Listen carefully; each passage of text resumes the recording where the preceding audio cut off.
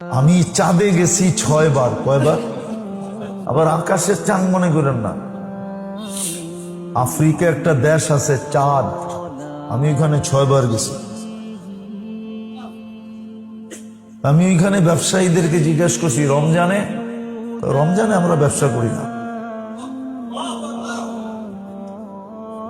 রমজান তো আখেরাতের ব্যবসার জন্য, দুনিয়ার ব্যবসার জন্য তো রমজান না। আমি জিজ্ঞেস করছি নিত্য প্রয়োজনীয় জিনিস কয়টা বেচা বিক্রি হয় আমাদের এখানে, কিন্তু 1 টাকা লাভ কেউ নেয় না। কি? কেউ না। যেই দামে কিনা ওই দামে বিক্রি। আমি বললাম যেই দামে কিনা এই দামে বিক্রি, তোরে মুফতির সার্টিফিকেট দিছে কে? আমারে কি বলতেছে, মুফতির সার্টিফিকেট তোকে কে দিছে? আমি কেন? তুই কি হাদিসে পড়স না মুআসাতের কথা, সহানুভূতি? যে সহানুভূতি করবে তাকে আল্লাহ জান্নাত লেখা দিবে, জান্নাত। এই জন্য 1 টাকা লাভ নেয় না। আর ক্রেতারা আবার বিক্রেতাকে বলে তুমি তো 1 টাকা লাভ নেও না জান্নাত কামানোর জন্য, তুমি জান্নাত একা কামাইবা, আমি জান্নাত কামাবো না? আমি তোমাকে এইটা হাদিয়া দিয়া দিলাম,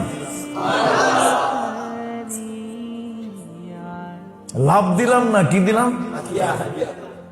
আমিও জান্নাত কামাইতে চাই।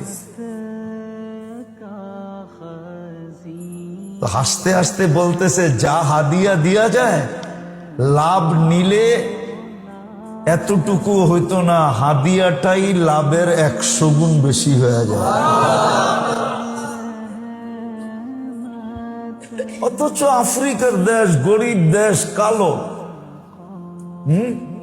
যাদেরকে দেখলে আমরা মুস্কি মুস্কি হাসি, ঠিক না? হাসেন না? ওর কালো রং দেখা আপনি হাসেন, ঠিক না? আমি বলে আসছিলাম আসলে তোরা তো কালো না, তোলা হলি ব্ল্যাক ডায়মন্ড, ব্ল্যাক ডায়মন্ড তোরা।